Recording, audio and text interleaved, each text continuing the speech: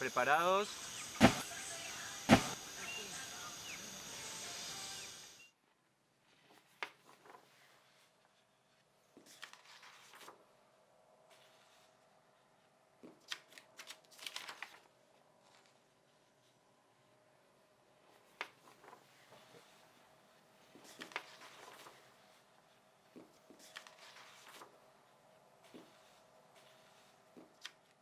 Se ubican en un lugar específico que es lo que se conoce como el sur del país, entre los departamentos del Tolima, Huila y Cauca. Y allá surgen las FARC. Como un movimiento campesino en armas, es decir, los combatientes son campesinos. El ELN surge de un grupo de estudiantes que, inspirado por el triunfo de la Revolución Cubana, se instalan en la zona de Santander del Sur, en el área de San Vicente de Chucurí. Y finalmente surge como guerrilla el EPL entre el sur de Córdoba, el norte de Antioquia y la región de Urabá. Las guerrillas no nacen aquí en Colombia porque sí. No es que de la noche a la mañana salió la semilla y salió alguien y dijo, no, vamos a inventarnos la guerrilla en este país. No. Aquí el Estado colombiano se convirtió en un Estado violento y siempre trató todos los problemas mediante la violencia. Su relación con la sociedad fue la violencia. Aquí no ha habido una relación democrática.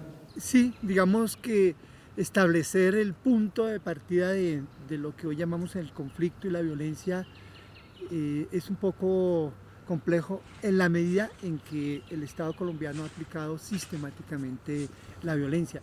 Uno remontando mucho más atrás, entonces ve cómo ese ha sido el Estado el que no ha permitido que otros reclamen sus derechos. Cuando ve que hay esa organización para reclamar esos derechos, entonces surge la represión. Quien ha utilizado las armas en contra del pueblo siempre ha sido los gobiernos. El origen de las guerrillas, el origen del conflicto armado, tiene que ver sustancialmente con la exclusión política y social. El Estado no se ha hecho responsable de garantizar las necesidades de la gente y toda crítica que se le dé a este debe ser acallada y silenciada.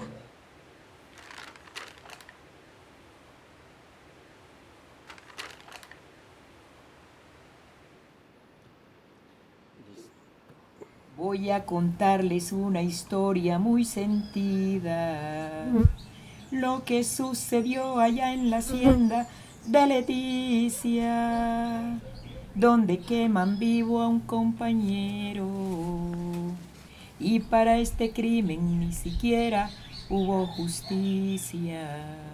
Mientras algunas perspectivas hablan de que el paramilitarismo es la respuesta a los excesos de la guerrilla, un estudio, digamos, más a fondo permite mostrar los vínculos que ha tenido el Estado colombiano en los proyectos de contrainsurgencia.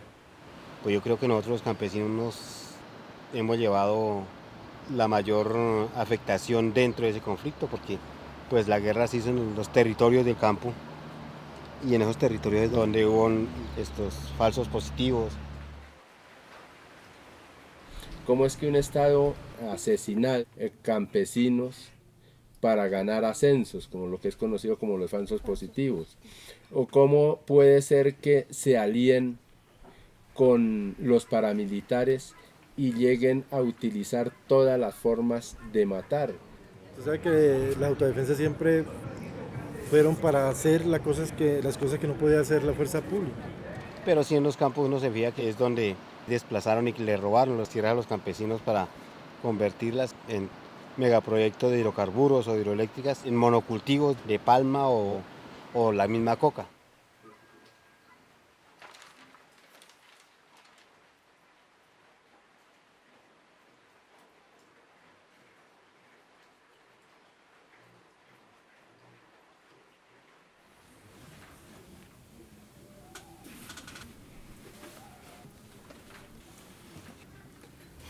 A pesar de que Colombia es un país tan rico, su gente es tan pobre. porque tenemos un Estado que no está al servicio del pueblo. Y la situación económica de la población era muy precaria. El trabajo del campesino pues no representaba, digamos, unos ingresos para poder, digamos, sostener una familia dignamente.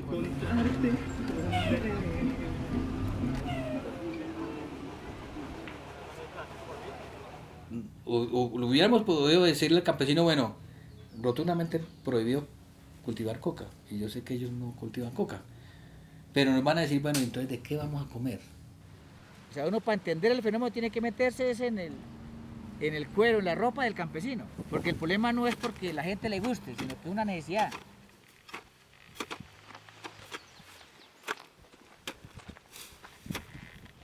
Porque la gente cultiva maíz, yo le explicaba, y para sacar un bulto de maíz, para sacar un bulto de plátano, sin vías, pues sale más caro el transporte al mercado que lo que vale el producto.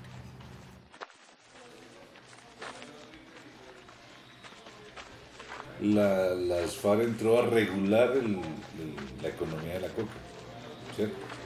Y las relaciones sociales, económicas, productivas que se derivaban de ese cultivo. Porque sabían que era un cultivo que no tenía en esas zonas periféricas una alternativa. Todas estas regulaciones, a mi manera de ver, fueron positivas, ¿cierto? Porque implicaban seguridad, implicaban estabilidad e implicaban que la coca no se desbordara. Y esa vaina empezó a coger fuerza, los cultivos de coca empezó a coger fuerza, ¿cierto? Y después de que empezó a coger fuerza, pues entonces empiezan los carteles y la mafia y toda vaina. ¿Ah?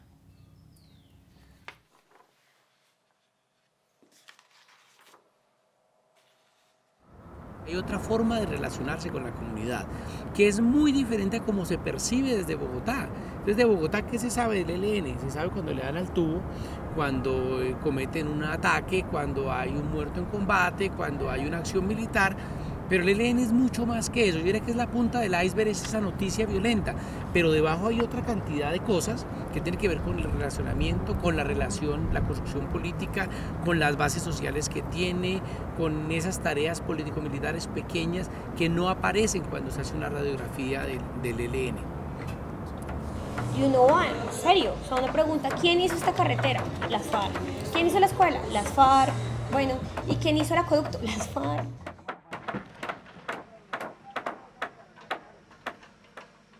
En muchos de los territorios, como hay ausencia de Estado y como, digamos, no se conoce la cara de esas instituciones que representan al Estado y que quisiéramos tener, que estas organizaciones al margen de la ley entren y se convierten en ese posible Estado que podríamos denominarlo ilegal, pero que es ese Estado palpable, ese Estado al que yo puedo acudir para cuando tengo alguna necesidad o algo por resolver.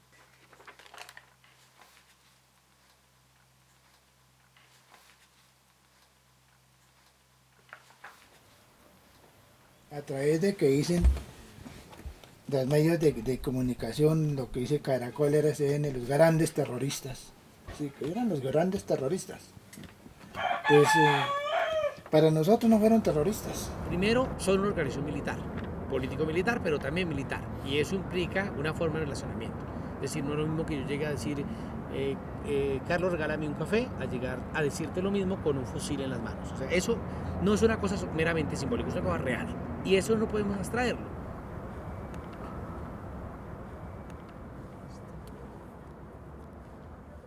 En algunas zonas nos hemos equivocado y la población nos las hace ver y ellos se sienten con el derecho de regañarnos y decirnos qué está bien o qué está mal hecho.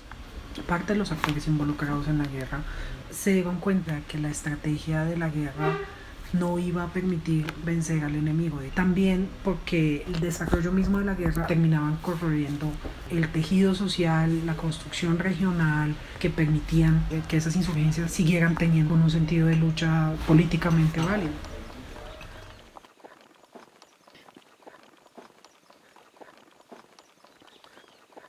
Yo casi la palabra posconflicto yo nunca la he utilizado porque a mí me parece que como tal no existe.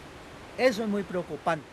Sigue la matanza de líderes campesinos, de líderes agrarios, sigue la persecución. Quienes están poniendo el pecho a las balas son los liderazgos sociales, que cuando matan a un líder, a una lideresa, a un defensor de derechos humanos en sus comunidades, es romperle el alma a los procesos. Las comunidades quedan muy fracturadas, quedan muy atemorizadas. Silenciar los fusiles no es tener la paz. Y si eso no se soluciona, si eso no se cumple, pues hombre, vamos a seguir en los mismos problemas y no queremos regresar a la lucha armada para solucionar un problema que lo podemos solucionar a través de estos acuerdos. El Estado colombiano está en deuda con la sociedad, con la comunidad internacional, con todos los que han apoyado este proceso de paz de Santo. Están en deuda porque no han cumplido.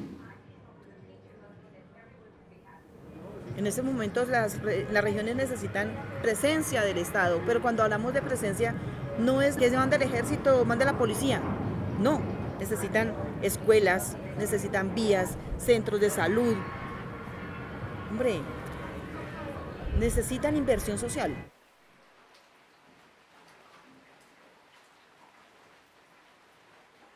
El otro Estado, el Estado civil, ¿cuándo va a llegar?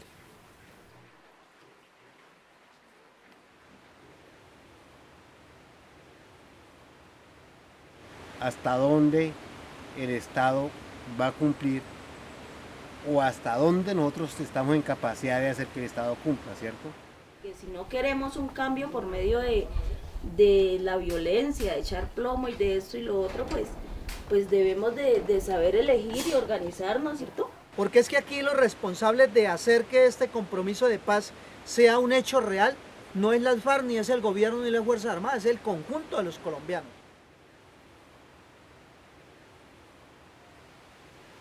Es fundamental el tema del fortalecimiento de las organizaciones sociales y comunitarias. ¿Y por qué? Porque son el bastión realmente de la construcción de cultura política en el país. Pero sumamos a generar, edificar y construir Estado de otras formas. La gente ha generado muchas maneras de mediación de conflictos más efectivas que las herramientas más elaboradas que tiene el Estado. No solo es luchar por unas demandas en abstracto tal, sino ayudan a gestionar la vida cotidiana.